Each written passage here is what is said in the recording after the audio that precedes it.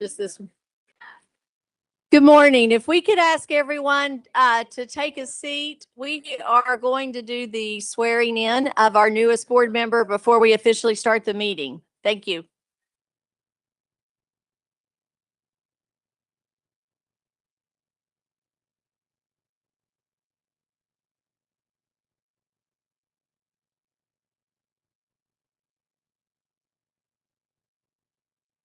Okay, and I'll handle the rest.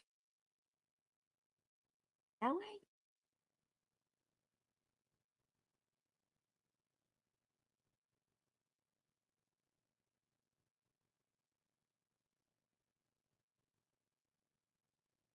All right, if you will please raise your right hand and repeat after me.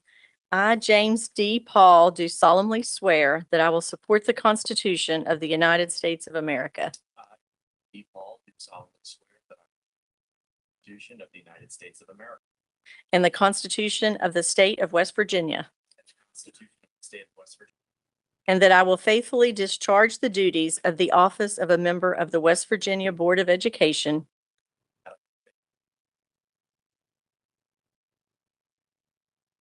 to the best of my skill and judgment, so help me God. to the best of my skill. Congratulations, welcome. Here, we'll let you. James, you want to come back and sign the.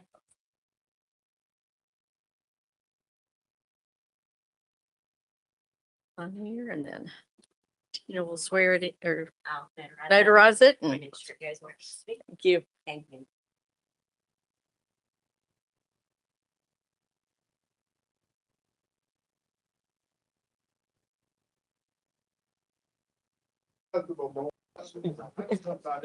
To the center of the well. Good idea. I'll make sure this one. Yeah, we did that. Did you get a picture of it? Yeah. Oh, That's the okay. one with everybody. They don't want everybody now. Okay. You want us to swear you in again so we can get your picture? Oh, I didn't know he was, I didn't think he got one. Like this. We're lighting now.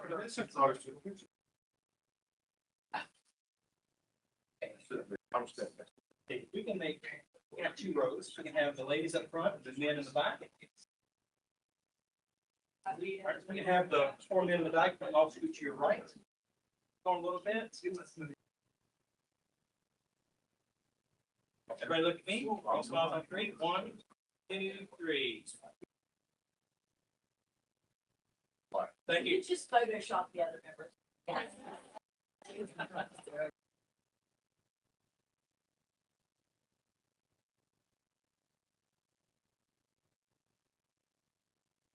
Officially one of us.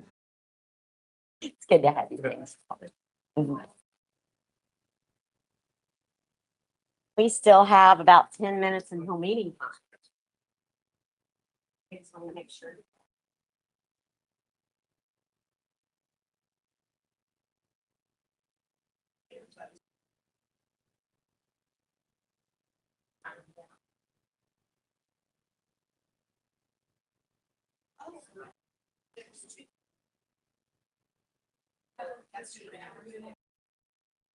Well, we have Frank.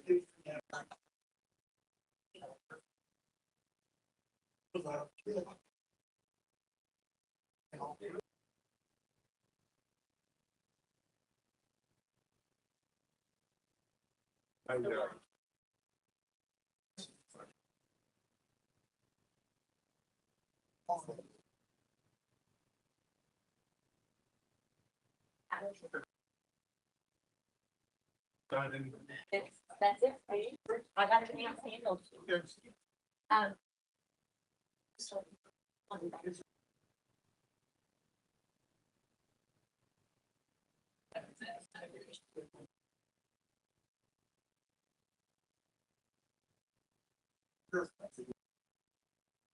I can go around the state also. Any other times we'd be screwing one. Watch it.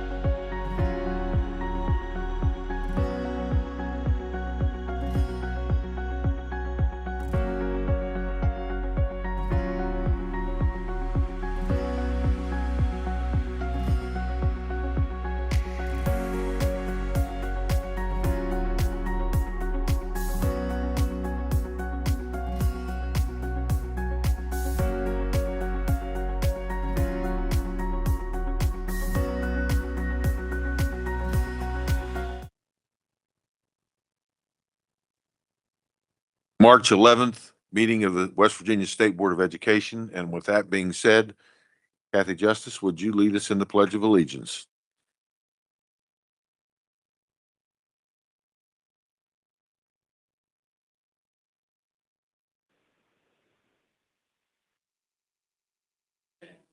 One nation under God, indivisible, liberty and justice for all.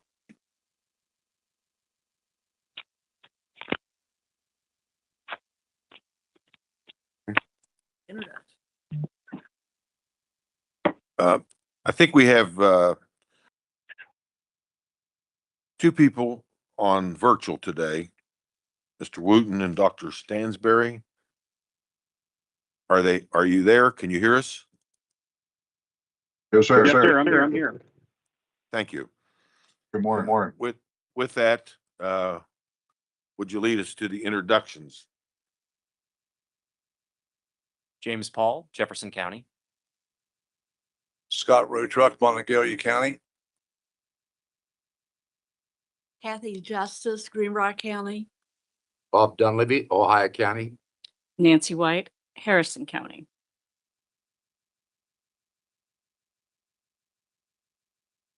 Is there a motion to approve the agenda?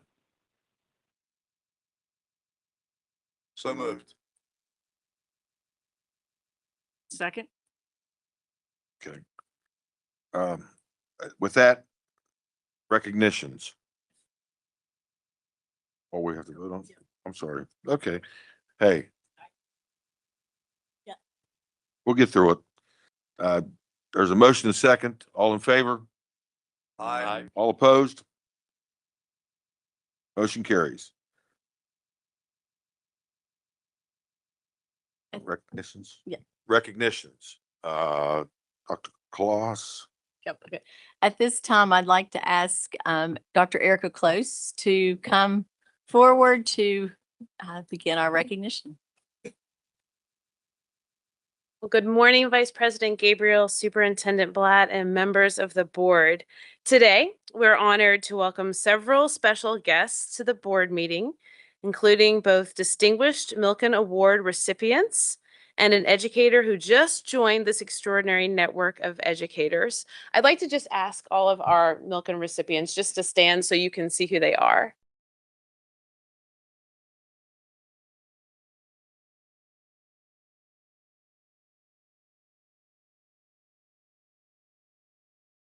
Oh, winner. Yes.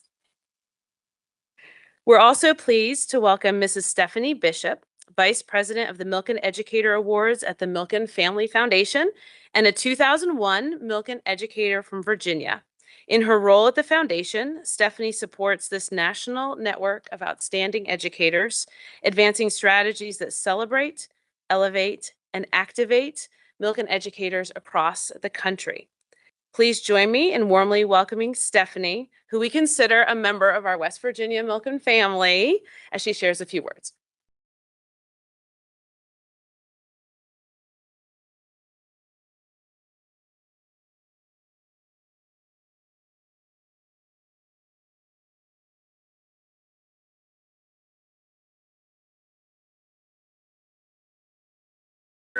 It is a privilege to stand with you today as we recognize Brooke Bailey, the newest recipient of the Milken Educator Award in West Virginia.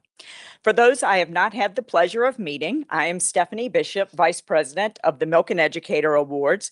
And Superintendent Blatt, I want to express my sincere gratitude for your unwavering support of this program.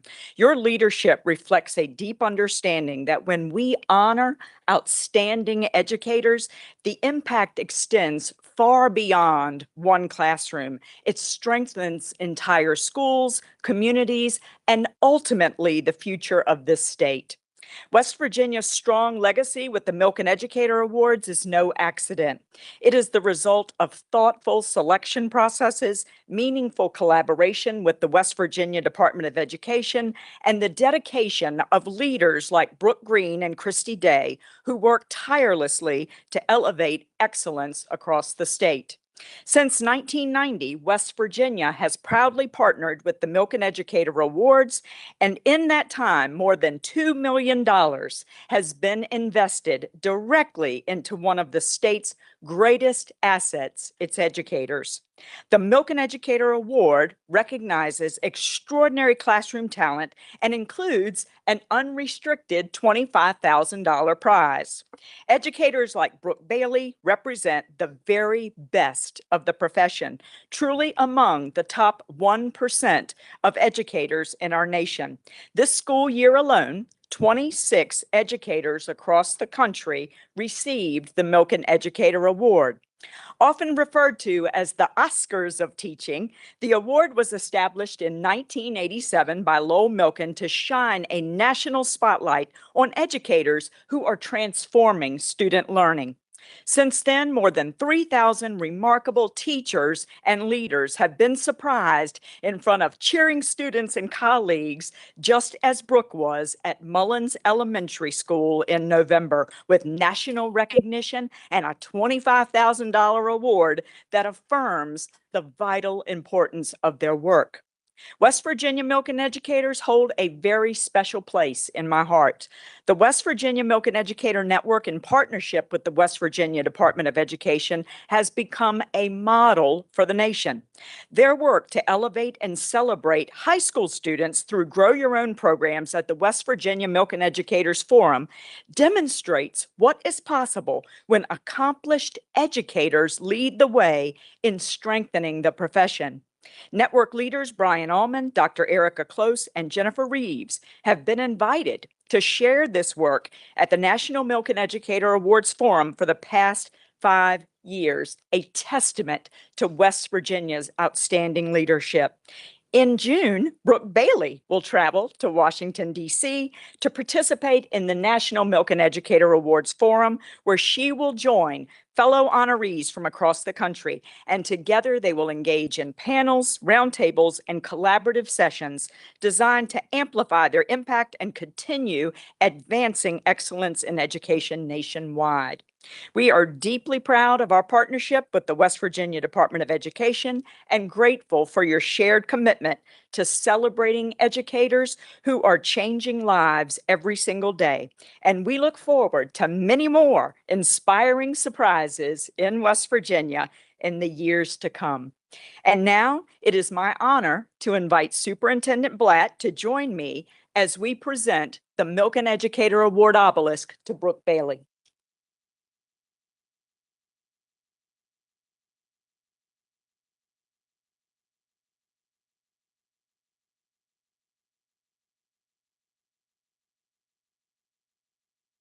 And now we'll invite the star of the show to the podium to share a few words.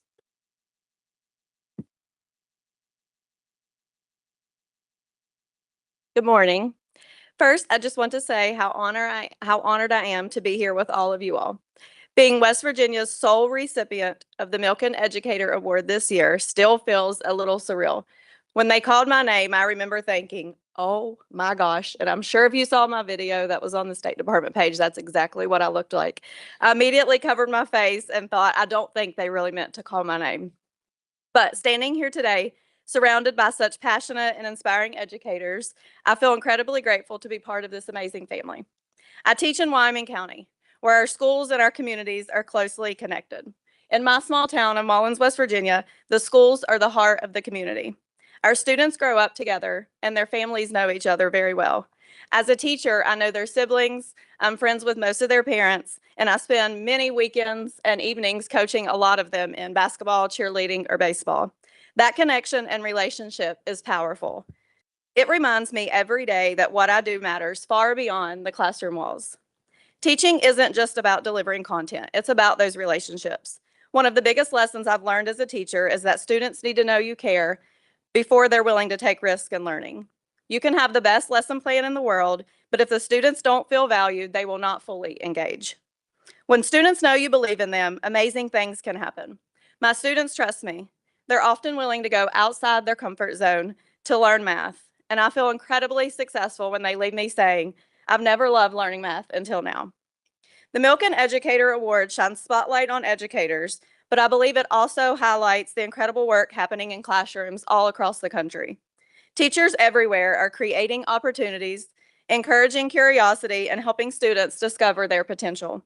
In West Virginia, our educators are resilient, creative, and deeply committed to their students. We know that education can change the trajectory of a child's life, especially in rural Wyoming County, where I'm from. Sometimes that change starts with something as simple as a teacher who believes in them. Being part of the Milken family is so exciting, not just because of the recognition, but because of the opportunity to learn from all of you.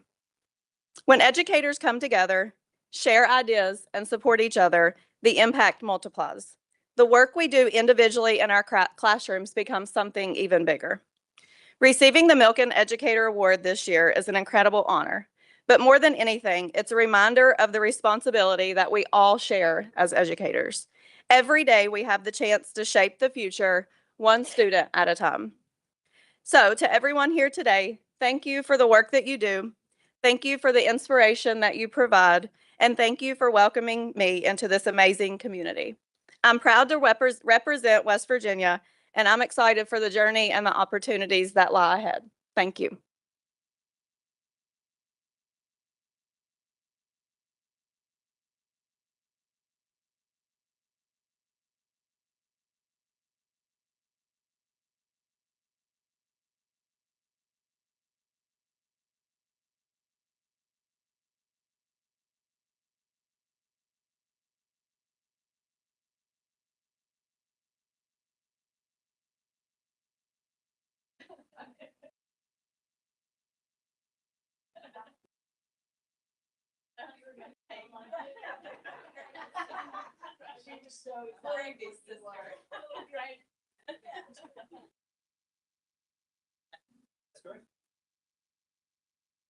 Actually, we have the back row sit to your.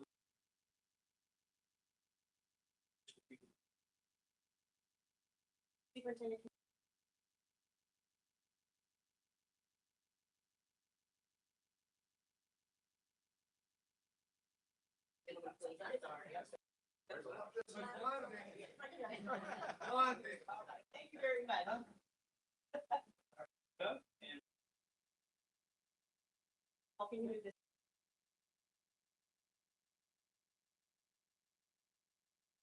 Thank you.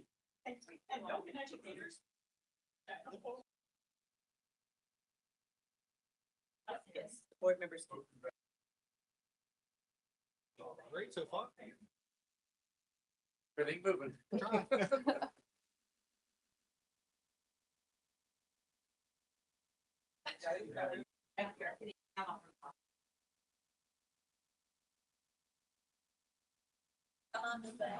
Have first three. Yeah.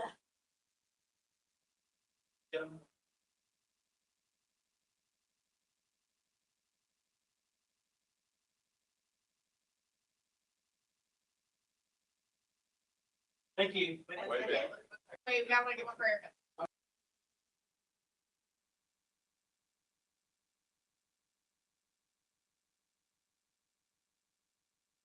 Yeah.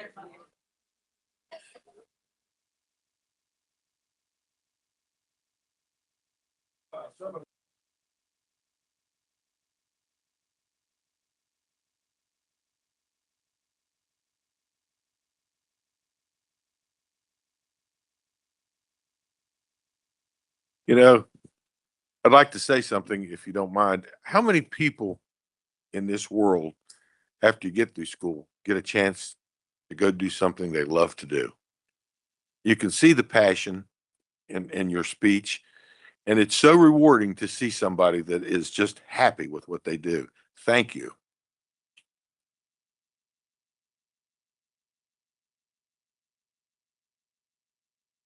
With that being said, I think we're to delegations. Christy Day.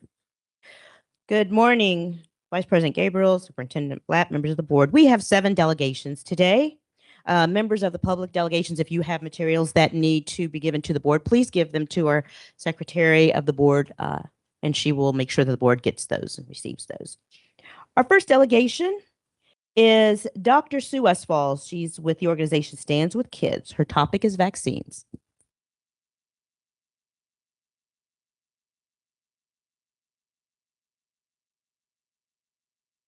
Good morning. Thank you for your time this morning. My name is Sue Westfall, and I'm a retired family physician from Charleston. I want to express my gratitude and my admiration to the board for your strong stance on maintaining our current student vaccine requirements. This is an important, a popular, and yet a bold stance given political pressures. Childhood vaccines have a long and well-documented history of safety and efficacy and help maintain healthier students and communities. Something that is less well appreciated about vaccine is that in addition to preventing a specific illness, there are other health benefits. In adults, some shingles vaccines are associated with a decreased risk of dementia. Flu vaccines also decrease the risk of heart failure.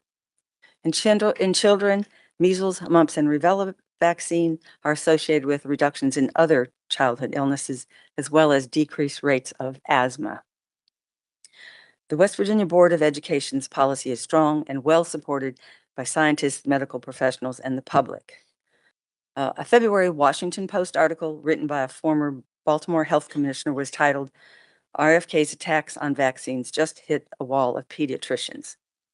That wall is 67,000 pediatricians of the American Academy of Pediatrics. The Academy released their annual vaccine schedule that followed the previous CDC guidelines. They did not delete any vaccines. The American Academy of Family Physicians, the American Medical Association, the American College of Obstetricians and Gynecologists, as well as 27 states' health departments agree and will also follow this guideline. Thankfully, West Virginia has its own wall to protect children, and that is our State Board of Education. Thank you again for your strong stance in protecting students from vaccine-preventable diseases and the very important job you do of educating the youth of our state. Thank you. Our next delegation, and I failed to mention that each delegation has 3 minutes. Our next delegation is Reagan Quinn with the organization Stand for Kids, supporting present vaccine policies is her topic.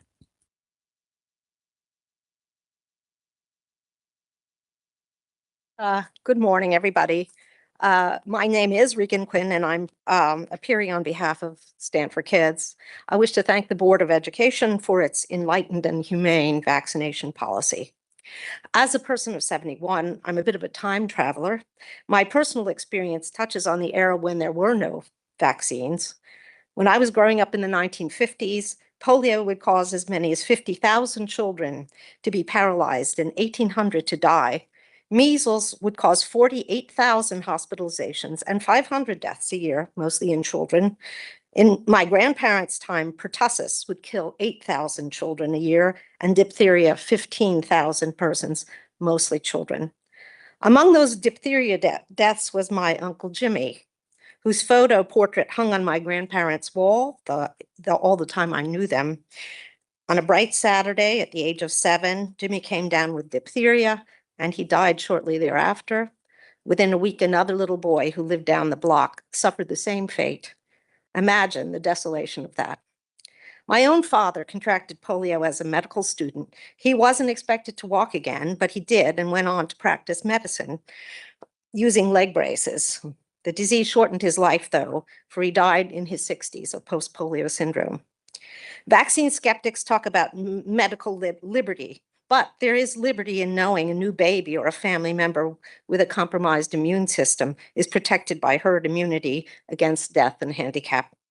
Vaccine skeptics should also acknowledge that liberty should be balanced by responsibility and that the board's current policy is the only responsible one. Thank you.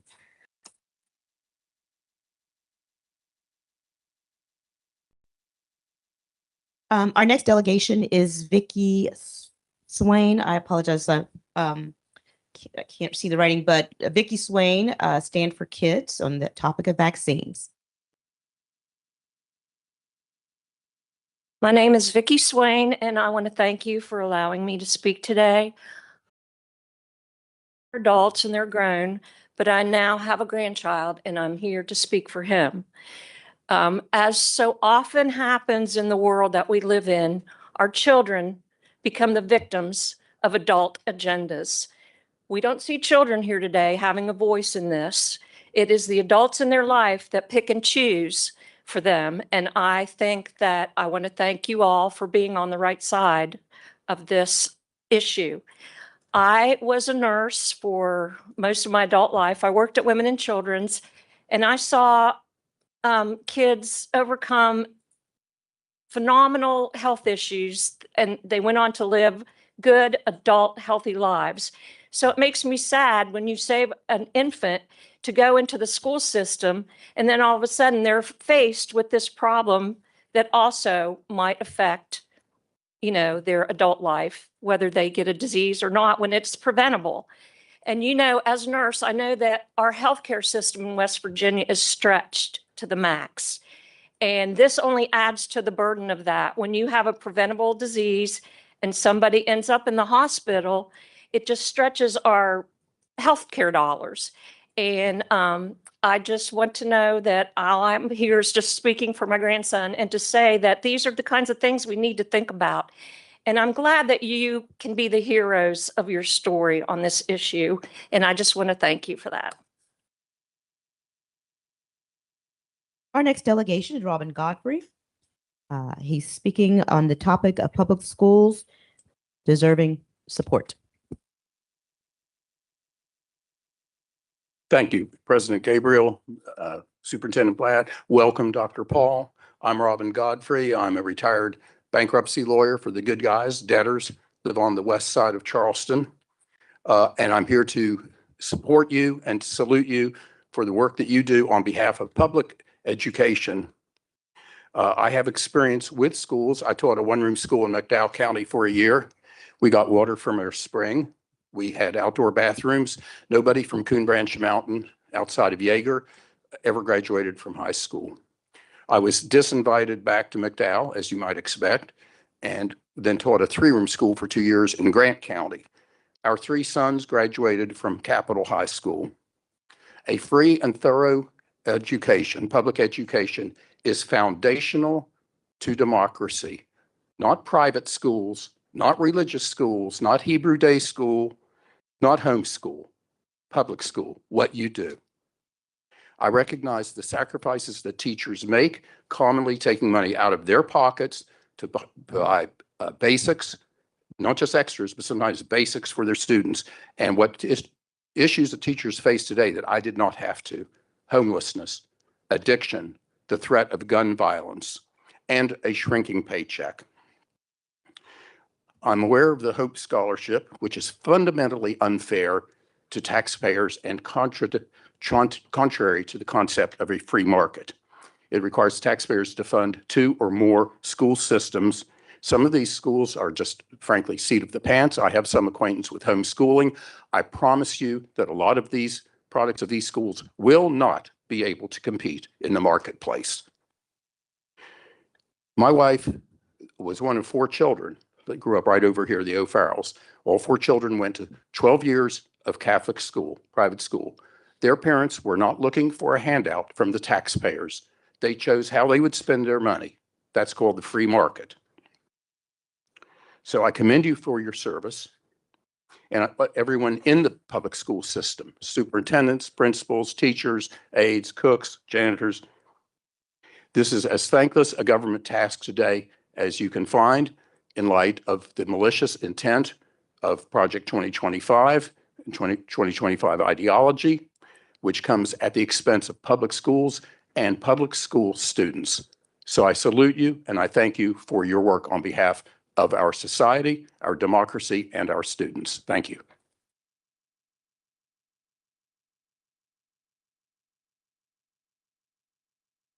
Our next delegation is Susan Parsons. She's a resident to speak on truth.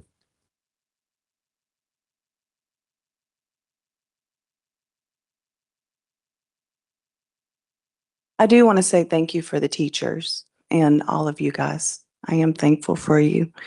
This is from the book of John. It's 80 to 95 AD. John 13. Now before the feast of the Passover, when Jesus knew that his hour was come, that he should depart out of this world unto the Father, having loved his own which were in the world, he loved them unto the end.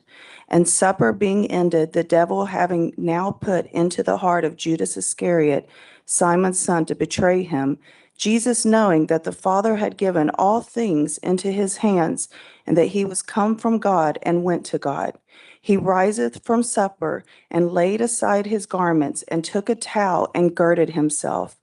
After that, he poured water into a basin and began to wash the disciples' feet and to wipe them with the towel wherewith he was girded.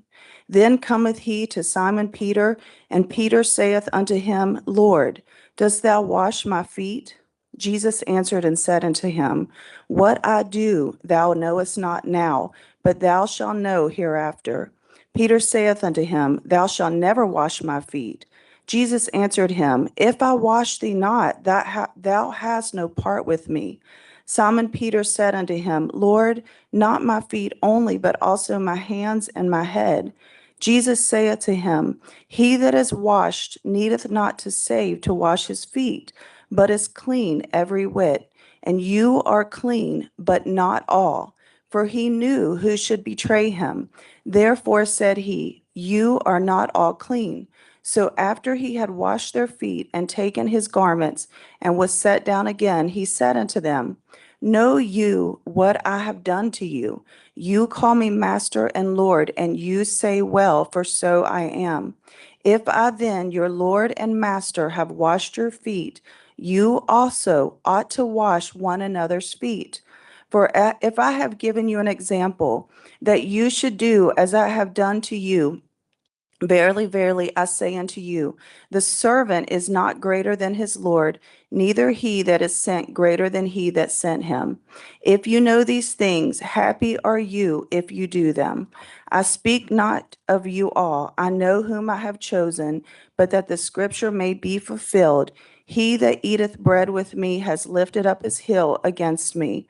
Now I tell you before it come, that when it is come to pass, you may believe that I am he. Verily, verily, I say unto you, he that receiveth whomsoever I send receiveth me, and he that receiveth me not, him that sent me.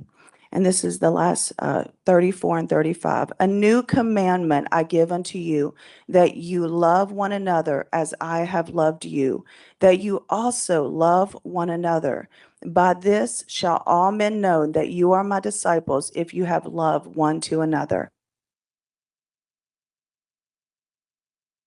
Our next delegation is David Glakowski with West Virginia Professional Educators. His topic is Music in Our Schools Month.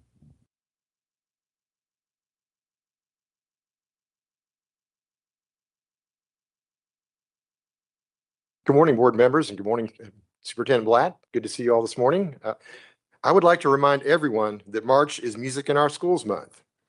So we need to recognize all of our elementary music teachers, our middle school and high school band and choir directors and teachers, our string program instructors, our jazz band and show choir instructors, because these teachers provide the knowledge, skill, talent, and enthusiasm to inspire the creativity and discipline that is the study of music.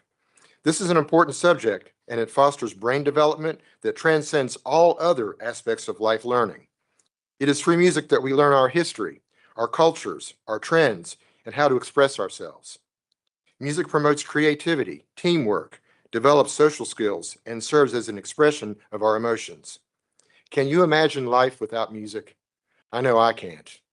As many of you all know, I am a practicing and performing musician, and I taught elementary music, choir, and band for 34 years in Logan County. So I can't imagine life without music. It's a very important part of my life and everyone's life. So I'd like to again recognize all of our teachers for what they do for our students. And we've got so many students that are talented in so many ways, and our teachers recognize that every day, and they promote this music and creativity in our students. So here's to the power of music. Thank you. Our final delegation is Mickey Blackwell with the West Virginia Principals Association.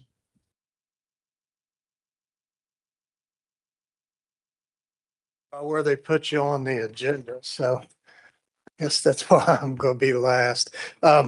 I just want to say thank you to our delegations today for very important presentations.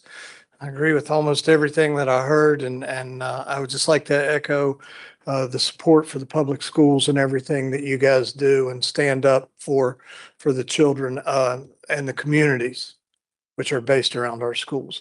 I'd also like to remind you that March is Women's History Month, so I'd like to say hello to board members, First Lady Justice and Ms. White, and I'd like to say hello there to Tina and Christy behind me, who has helped me numerous times, and of course to our superintendent, Dr. Blatt, and to all the folks in public education, all of our women in public education. My mother was a school secretary for 27 years, and I know what it's like as a principal if you do not have quality people. I would also like to say that this is March, and the girls/ladies basketball tournament is on over at the Civic Center. I invite everyone here to go over and watch that. If you want to see community love in action, if you want to see girls just pouring their hearts out and taking it as hard as they can go, I would like for you to do that. I would also like to remind you that girls sports was founded under Title IX, a government program.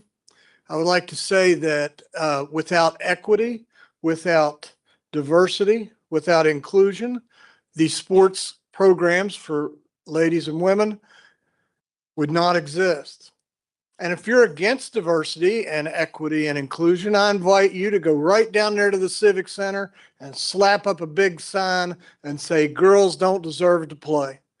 Otherwise, you're just a hypocrite. So I want to say that, and I hope all the folks across the street hear me say that. Our girls are playing just as hard as they can go.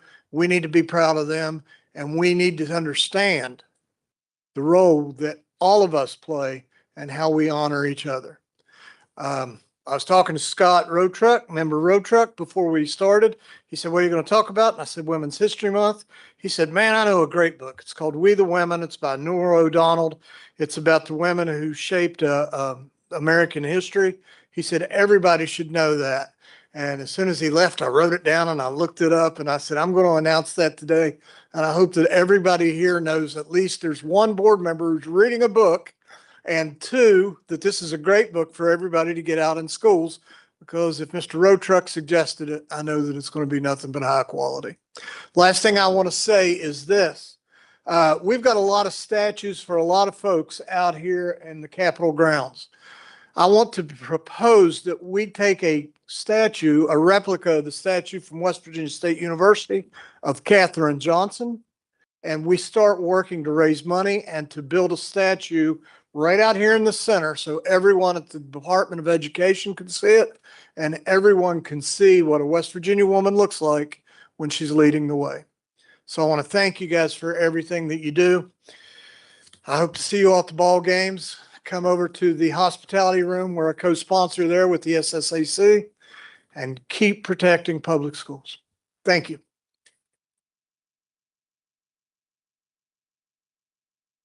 Next item on the agenda is school safety update. Mr. Whitlow, Mr. Agee.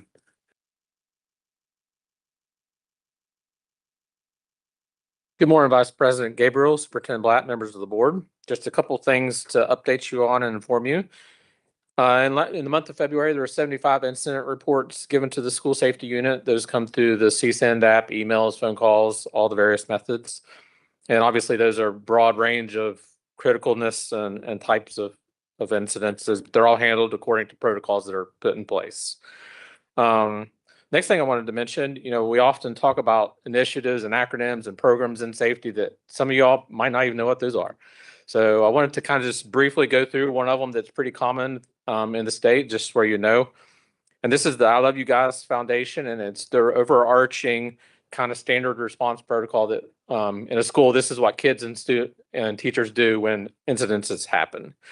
And they have 5 steps. One is hold. If you think about if there's a medical emergency in the school, you would go over there and calm and say hold. That keeps kids in the classrooms where EMS and folks can go down hallways and move clearly. Secure is one that's kind of changed lately, and that's when there's a threat outside, a strange person in the neighborhood, things like that. That's often one of the things that was a locked out or locked down, previous terminology, or hard lockdown or soft lockdown. They kind of switched to the word secure just to get out of the confusion of the different lockdown verbiage, which can be confusing. And then your standard lockdown is where you turn off your lights and, get in a secure position inside a classroom. And then evacuate, obviously, is your fire drill type things. And shelter in place is obviously your kind of outside hazmat type issues. One good thing about this, I Love You Guys Foundation, is they have a reunification program where when something happens and you have to move away from the school, they set up a satellite site where it reunites parents and students together in an organized manner. So just so you know, some of the initiatives and things that counties are using, that's one of them, and maybe in the future bring some others to you so you're aware. Any questions from Mayor James? Mr. Whitlow, could you put the 75 reports from February in context with the rest of the year? Was that a high number, low number, normal? I think that's pretty average. There's usually about two or three a day. It's kind of a normal range. And those can be anything from kids maybe threatening to harm themselves, which would obviously be a quick action by all law enforcement, to people just maybe saying, I saw a friend with a vape, or something that would be a lower end of what would happen. But and you want to? There was one incident, sir, that was reported multiple times by different people. It was a classroom behavioral issue that some parents felt wasn't being addressed. So Does that get elevated counted? it. That was probably 10 or 11 of those right there. That counts as more than one incident? Yes, sir. And could you please remind or inform me of the approximate number of counties in West Virginia that have a school resource officer? I don't know the answer to that, but I will seek that out. Okay.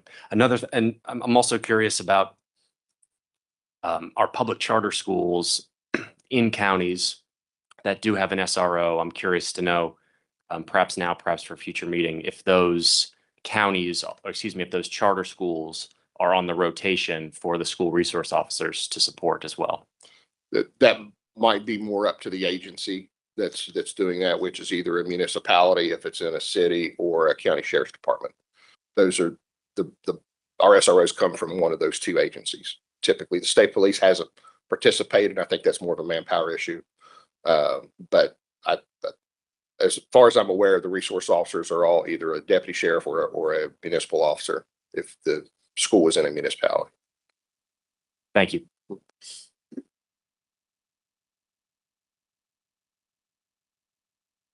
Anyone else? Questions? Thank you. Next item on the agenda is West Virginia Department of Education reports. Superintendent Blatt. Thank you. A couple of booklets that I provided you in your packets. One is our targeted support areas booklet. And with this booklet, I wanted to show the scope of resources and supports that we are putting out into our schools and districts. This book actually is a cross-representation that shows the collaboration and support that we have across the department to make sure that our schools get the resources and supports that they need. So this book actually contains, the first list you will see there is our comprehensive support and improvement schools. These are the schools that are identified by our Every Student Succeeds Act, our federal guidelines, and our accountability system. The next two lists, the additional targeted support and improvement and additional targeted support schools, are also part of the identifications for our ESSA plan that we have in place. But if you skip back to West Virginia Impact Plus, I want to highlight that one. This is a new initiative that we are starting with some of the funding that we've received through the Third Grade Success Act and other pieces of legislation to really start a coaching model across several of our districts. And so we've prioritized some districts and met with their leadership, and we'll be working with them to provide grant funding where they will be able to hire some coaches that will be part of a network that we lead and we guide here from our Division of Instruction and Support. The middle school project is something that we started at the beginning of this past school year, really focusing in on some of our middle schools that need additional assistance, but also because of the fact that as we've continued to meet with counties and meet with leadership and principals and teachers, we've learned that middle school is an area that we really need to focus in on and to provide additional resources and support for. So one of the things that will follow this middle school pilot project as we work with these schools will be what are the things that are needed across the state for all of our middle schools, which also will include our cell conference this year. We'll have a full day that will be focused on middle schools and what works best for students of that age and what things are available to them. Our educator support network is a focus in 5 of our counties. This is also a coaching model that we have been working with. Susie Garrison leads this network and does a lot of support for the teachers and things in that district. Many times, a lot of the work and things that we are doing are in the smaller counties across the state because they don't have the resources and the additional staff that some of our larger counties have to go out and to provide those supports for teachers. The final page of the booklet contains our WVASA, our Superintendent's Association and Curriculum Associates Principal Leadership Cohort. And this is a group that started this year as well. Mr. Kelly and the Superintendent's Association worked together to identify schools that had the leadership and the potential to really move to the next level. And so they have been engaging in professional learning with a lot of their central office staff, and then to really talk about how they can move students up to the next level. What are the things that need to be put in place and interventions? The other document that was in your packet is our Educator Development and Certification Handbook. This is something that we hadn't done before, but we get a lot of questions regarding, how to become a certified teacher. What are the pathways that are available? What are the ways that you can begin to recruit teachers to your area? And so this booklet is actually just a comprehensive look at how to become a certified teacher in West Virginia, the alternative certification pathways that are available, the career advancements, our non-traditional pathways, what the different permits that we have available for teachers to work in the field. So hopefully this will be something that will not only be useful to people, prospective teachers, but also for our counties as they're recruiting and job fairs and things, so they can look and see that there's a lot of different options and ways to recruit and support our teachers. And then the final thing I have is I want to do a special thank you to Mid-Ohio Valley Technical Institute. Their teachers are Misty Leadhead and Danny Bunch, and they have done some outstanding work designing and creating these nice portfolios for each of our board members, and then also coasters here at the table for each of our board members. And so we're always so excited to highlight our career and technical education students and their skills and talents and what they're able to do. And for anyone that may not know, the table that we're actually sitting at today was designed and built by our students at Herbert Hoover High School, including the wainscoting that you see around the wall. So this design was done by those students. And so any opportunity that we have to highlight and celebrate our students in our CTE centers, we're able to do that. Kind of keeping with that same theme, we just recently had our science and engineering fair with over 200 projects from elementary through high school. There was a design contest for the program and the logo.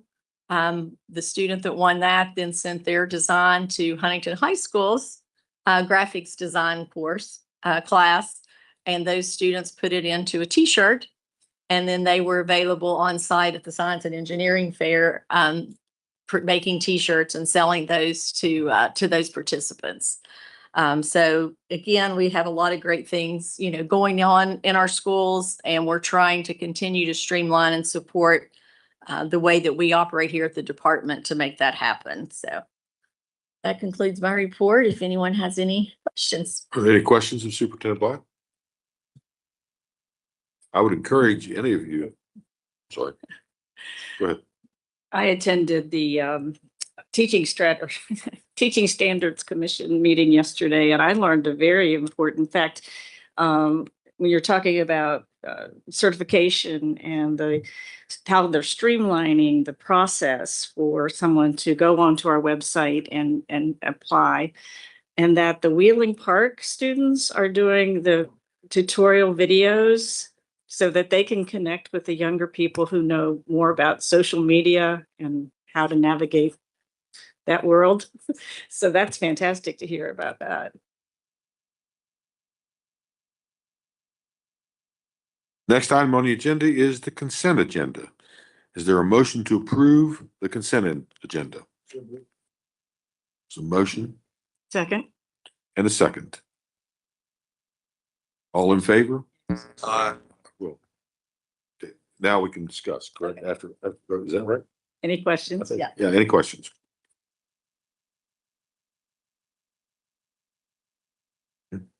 New business? And then we vote. We didn't vote yet, okay. Yeah. All right.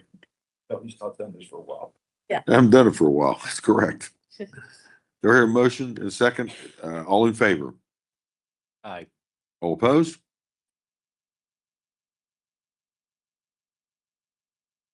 New business, Hancock County Schools update, Ms. Kreiner.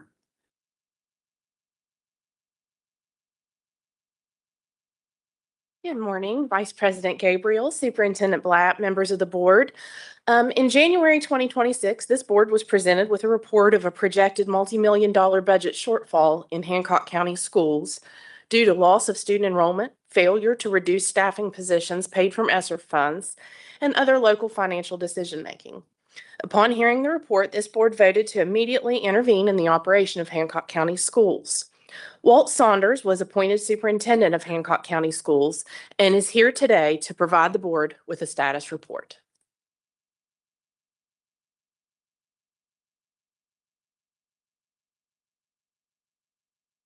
Vice President Gabriel, members of the board, Superintendent Blatt. Over the past several weeks, our team has continued to make significant progress in several key operational areas, including personnel, finance, and transportation. I am pleased to provide the board with the following update. In the area of personnel, employees who have been identified for reductions in force or transfers have been formally notified, ensuring clarity and transparency for staff as we move forward.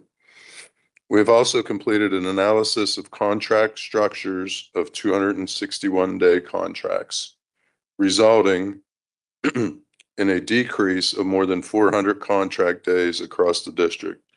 Additionally, the schedule for upcoming personnel hearings is being finalized. Recruitment for the Director of Personnel position continues to move forward. The job has been advertised and candidate interviews were conducted yesterday as part of the screening process. Within finance, we have focused on strengthening financial practices across the system. Uriah Cummings has delivered comprehensive financial training for school-based administrators, secretaries. I don't sound good. You're good. Secretaries and staff responsible for handling funds, as well as purchasing training for central office personnel. This work is essential in ensuring consistent, accurate, and responsible financial management at every level. We will continue to work with our consultant and the West Virginia Department of Education to address budget planning and implementation with current financial information. In transportation, efforts continue to center on improving efficiency, consistency, and communication. Jimmy Lacey and Uriah Cummings met with our bus drivers to discuss expected operational changes, including initiatives to standardize work hours and alignment of pay scales across the department. And I'd like to go off script real quick. I really appreciated them being in person. It was fantastic to our bus drivers to have a resource right there in front of them and be able to ask that question and get immediate answers. So thank you, Superintendent Blatt, for having them there in person.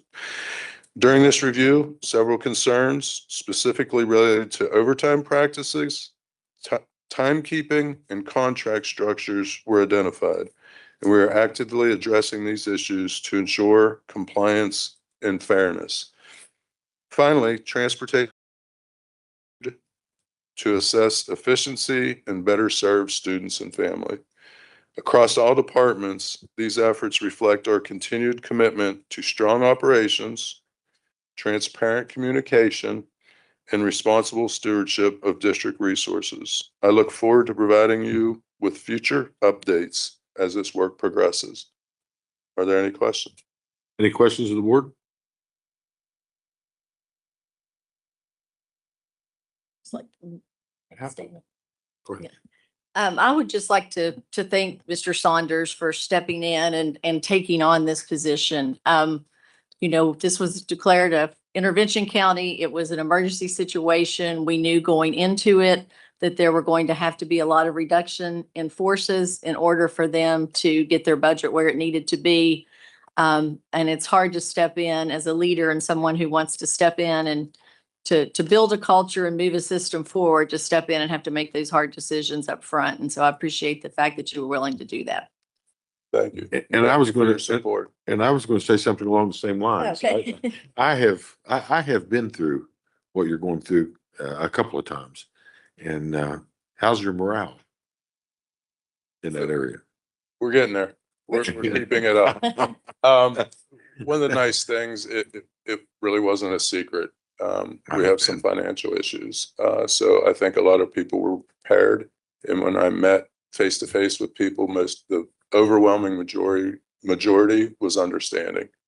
So I think that people saw this coming. You got a really tough job. I mean, I know, I've been there. It's you're not the most don't run for office there. I don't imagine you're going to make it. I was informed I was the most Googled man in I'm Hancock sure. County when I my name am was sure. addressed. Yeah, I've been there. It's just not pleasant. And it's a shame that it's gotten to that point and it has to be done.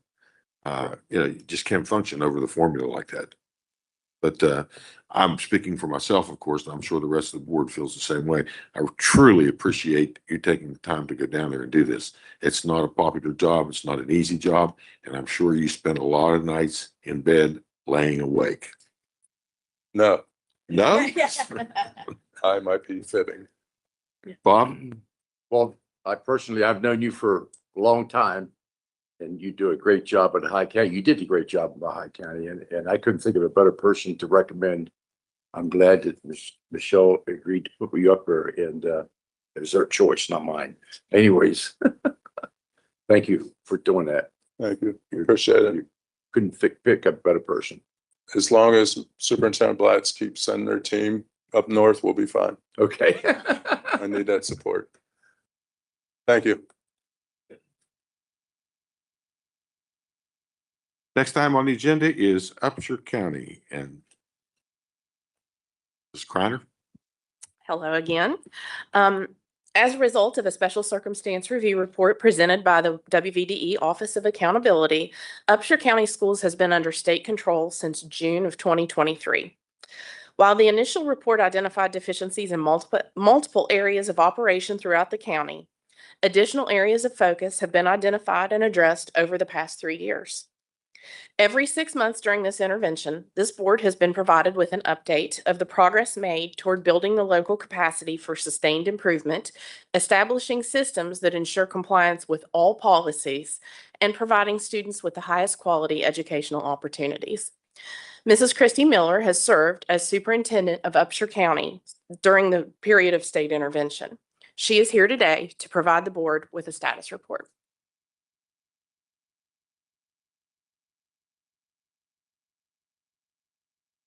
Good morning, Vice President Gabriel, Superintendent Blatt, and members of the board, as well as everyone here from the department that we couldn't do this work without.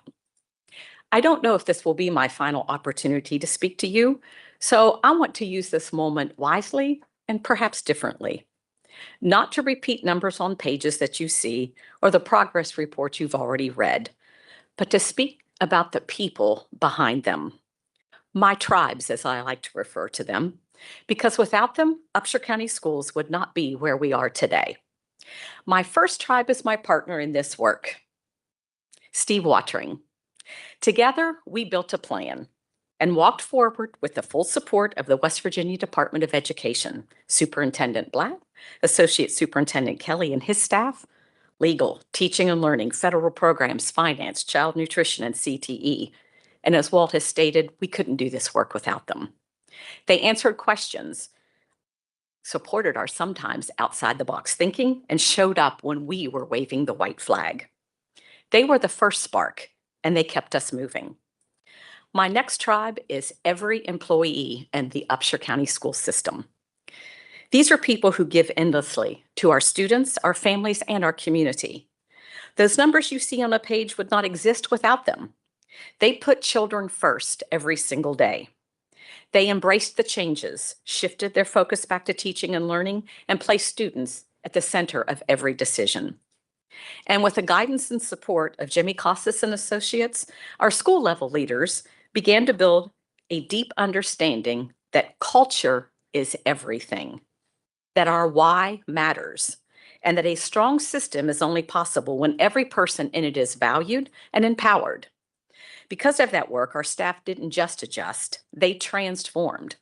They rebuilt the culture in their buildings and across the system.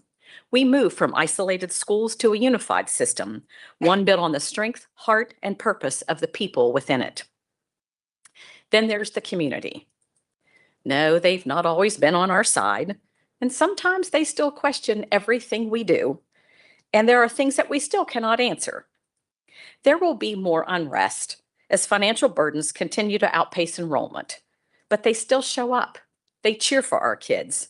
They want to heal, and with the leadership in our city and our county, I believe that healing is happening, slowly but surely. And finally, my county leadership team, our directors. When I arrived, they really didn't quite know what to make of me because I was a workhorse, and I still am to this day, who didn't understand why the building darkened at 4:01 every day. But that rhythm was theirs, one they had created, one that worked. And my goodness, have they worked. They embraced new thinking, new planning, new policies, and new expectations. They grew, they pushed, they delivered. But let me be clear, there is still work to be done, important work. And I leave that in the capable hands of Superintendent Blatt and Mr. Kelly, his staff, and this new administration. They will take the next steps. They will carry the torch. And I have full faith that they will continue moving the system forward. As for me, it's time for a different chapter, a gentler one where I become a support person, not just in Upshur County, but wherever leadership across the state may need me. One where I finally get to make up for all those lost hugs, kisses, and time with my grandchildren, the ones here and the ones yet to come. One where I enjoy the fruits of my labor with my own grown children.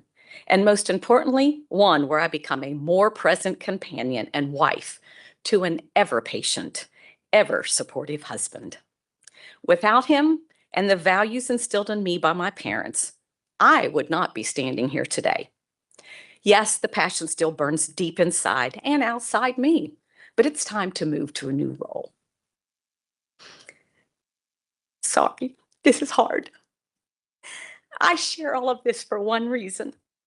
Programs don't change systems, but people do. And Upshur County schools, they have those people. Dedicated, resilient, extraordinary people who will ensure that every single student reaches that excellence.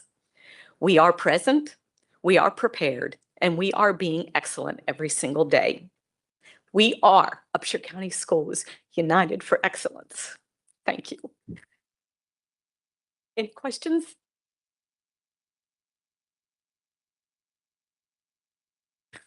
I felt your passion clear up here. you. I've known you for years. I know what you do, and I know how you care, the same as Michelle does. We're both in tears. It's just tough to lose somebody with your heart. Thank you. You know, your dad instilled things in me so many years ago. I knew your dad. What a gentleman. So this is just kind of heartbreaking. I'm glad for you, but it's still heartbreaking. Yeah. Thank you so much for everything that you've done. Any of the other board members wish to speak? Christy, we've worked together for a long time in a lot of different formats. I don't, Christy was here at the Department of Education at one point and things. But the work that you've been able to do in Upshur County is phenomenal. Not only has she been able to, as she mentioned, heal and build these relationships with the county and with the school system, but also with with the city, with the county leadership, with the city councils. She was, they all know Christy and they all know that she's doing what is best for their entire system and for the students there. And I just can't thank you enough, and just know that you can't go too far from us, because we still need your expertise and we still need your support. I won't go far. Okay. Always about the kids. It is. It's always about the kids. Absolutely. So thank you. And just for the board and for others that may be listening, Christy, and she mentioned Steve Watering, that's been there from the beginning as well. He was named as interim superintendent when the board took over that position. Mr. Kelly's office, and we've been working very closely with them to determine what the next leadership will be in Upshur County, and we'll continue to have those discussions. And we do have good leadership there in place. There's a great staff there at the central office that Christy and Steve have been able to build, and so we will do not see a hiccup in moving things forward and for the good work to continue. Thank you. With that being said, we need to take a little slight break. Won't be too long, if you don't mind. Yeah. What? 10:01? Rules, what, 10 minutes? 10:10? Yep. 10:10. We'll be back in session at 10:10. Thank you.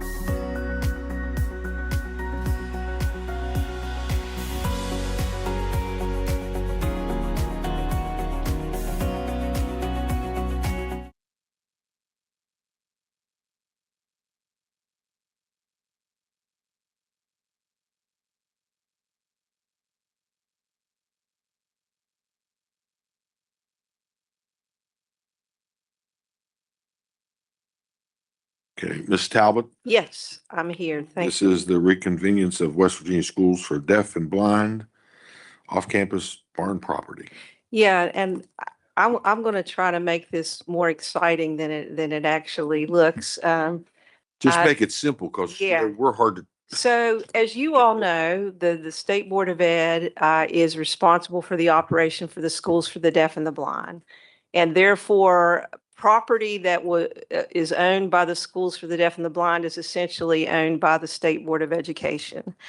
So back in 2019, before, I don't know how many of you were on the board, maybe Nancy was at the time, the board gave this property, essentially gave it for $1 to the city of Romney. It is not on the main campus of the Schools for the Deaf and the Blind. It's actually off campus, and this is where it gets really interesting. You guys know I'm a history buff.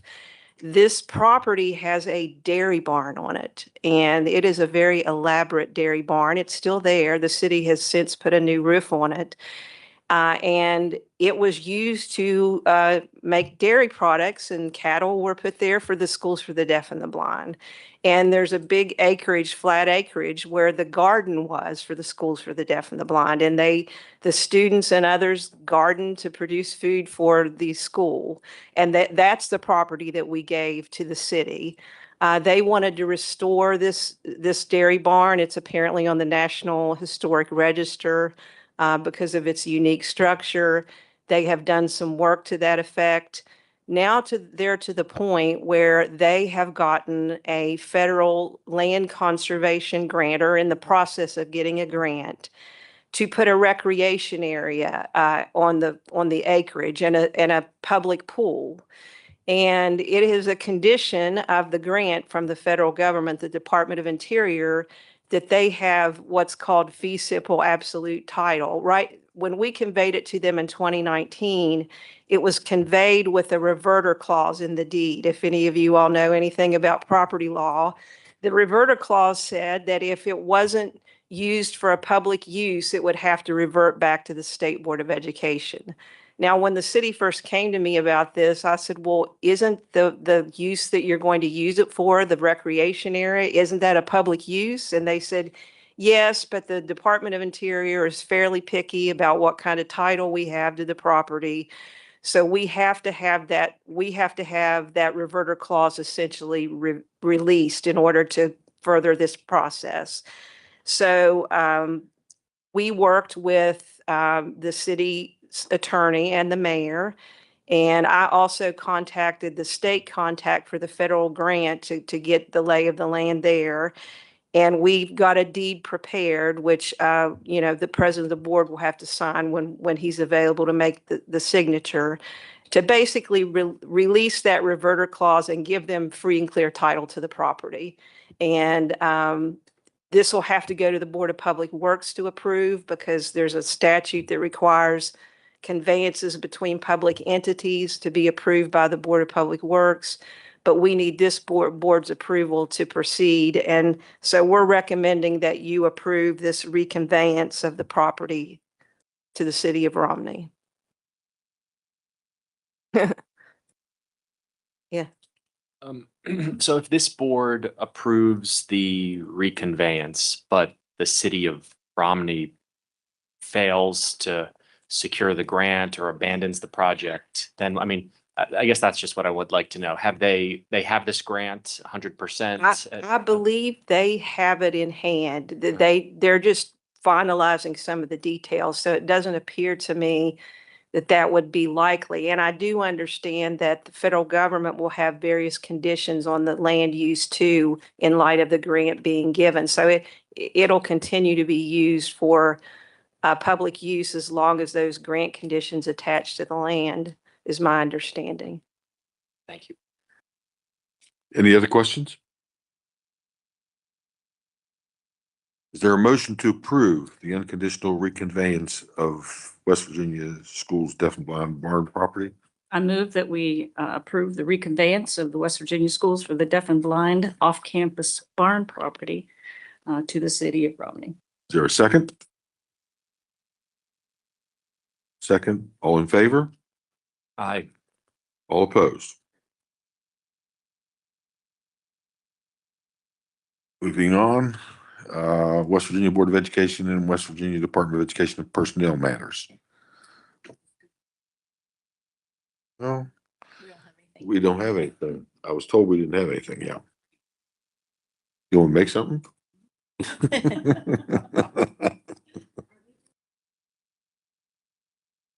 West Virginia Department of Education, it says here. WVDE?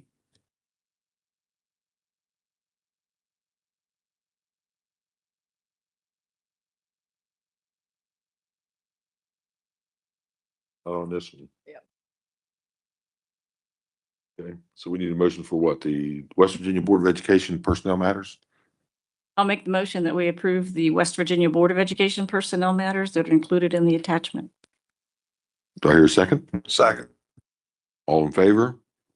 Aye. All opposed? Motion carries. Yeah. Anybody remember Grand Funk Railroad? I'm not old enough. So are we now on Department of Education? Okay, West Virginia Department of Education Personnel Matters. Do I hear a motion? Mr. Dunleavy. Do I hear a second? Second. I'll second it. Okay, all in favor? All opposed? Okay, West Virginia Board of Education member updates and requests for information. Let's start on this side this time. Yes.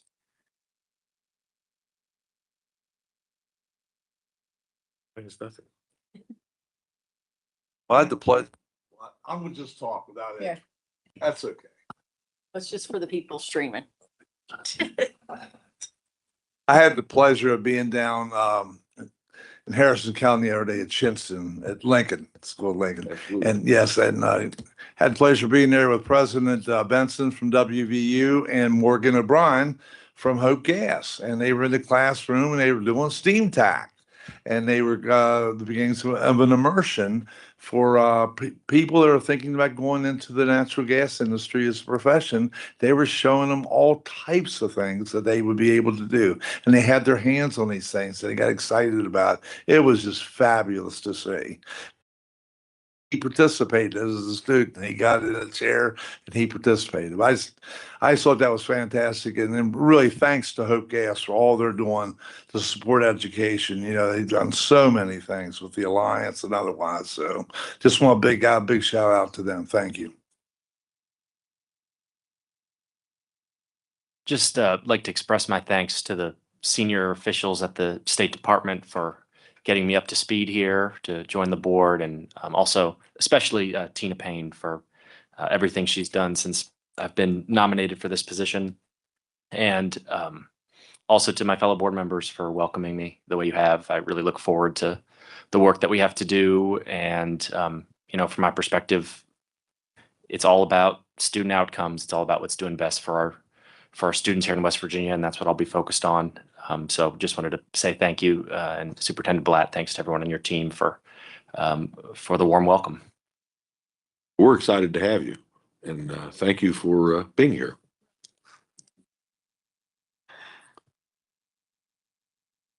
Shame I can't see without my glasses. Future meetings, the next regular meeting will be held on April the 8th, 2026 in Charleston, West Virginia. With that being said, is there a motion to adjourn? I'd like to move that we adjourn, please. Do I hear a second? Second. All in favor? Aye. This meeting is hereby adjourned.